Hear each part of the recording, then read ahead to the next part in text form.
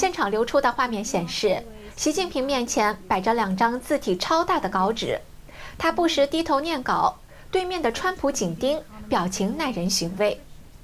在海外 X 平台上，有网民在转发视频时嘲笑说：“笑死我了！小学生回避目光，当众读稿，看一句说一句，生怕念错。”咱就说，习主席何必亲自来呢？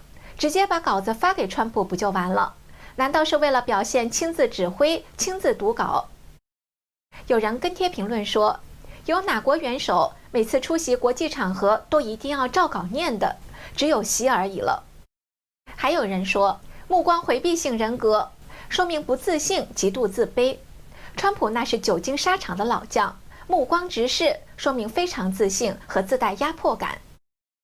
过去，习近平出访也经常因为需要看秘书准备的小本本才能应付发言，引发讥讽。